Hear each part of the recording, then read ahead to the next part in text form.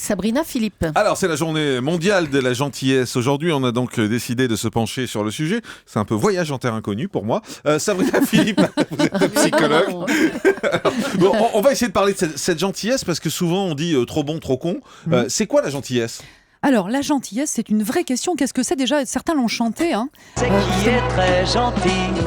Les gentils, Qui c'est qui est très méchant. les méchants.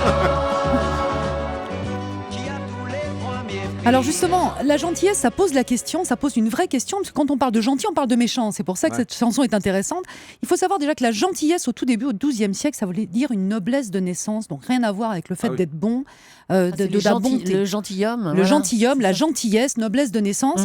Et ensuite, le mot a évolué. Il faut savoir qu'ensuite, il a aussi été utilisé pour dire que c'était un reproche. Une gentillesse, ça pouvait être un reproche et une ironie. Donc, on est bien loin de la bonté ici. Aujourd'hui, en effet, ça veut dire soucieux du bien des autres. Ça représente le bien quelque part. Et c'est là où ça pose problème parce que c'est considéré comme une vertu. Donc, qui dit gentil dit méchant. Et là, on rentre dans un jugement. Et ce jugement-là, il est propre à chacun. Qu'est-ce qui est gentil finalement et qu'est-ce qui est méchant ? On part sur quelque chose qui finalement est plus de l'ordre religieux et spirituel que quelque chose qui est plus de l'ordre de la psychologie. Je suis gentil, je suis méchant. Le problème, c'est que les personnes qui se déclarent en général gentilles, ils mettent quelque chose... Ils mettent finalement une intention derrière qui n'est pas toujours très flatteuse pour elle-même. Parce qu'en effet, il n'y a pas toujours que de la vraie gentillesse.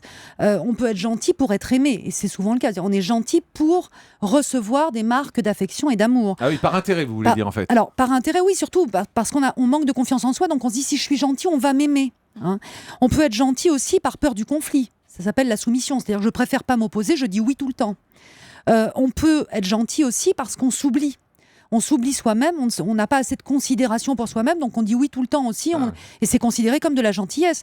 Et puis pour obtenir quelque chose en retour, bien sûr. Gentil par intérêt. Et gentil par intérêt, exactement. Donc on voit bien que la gentillesse, c'est pas si simple que ça, et c'est pas un terme qui est si positif que ça en réalité, même si on lui consacre aujourd'hui une journée qui est plus large, je pense, dans l'idée.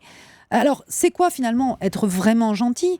Ça passe déjà par trouver une justesse en soi, c'est-à-dire qu'est-ce qui est tolérable pour moi ou ne l'est pas. Ce n'est pas de dire oui tout le temps. Et d'ailleurs, ça c'est très important pour nos enfants, c'est-à-dire que l'idée de leur dire prête ton jouet à un enfant qui n'aime pas du tout, sois gentil, ça ne veut pas dire grand-chose pour un enfant, parce que s'il considère que ce copain-là il est méchant et qu'il lui a fait déjà du mal, ça va être compliqué pour lui de considérer qu'il faut quand même donner le jouet.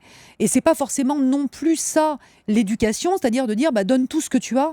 Ça fonctionne pas comme ça. Même aux gens qui t'embêtent, donne-leur. C'est pas ça. Voilà, parce que c'est pas non plus comme ça qu'on se construit socialement, et on le sait bien.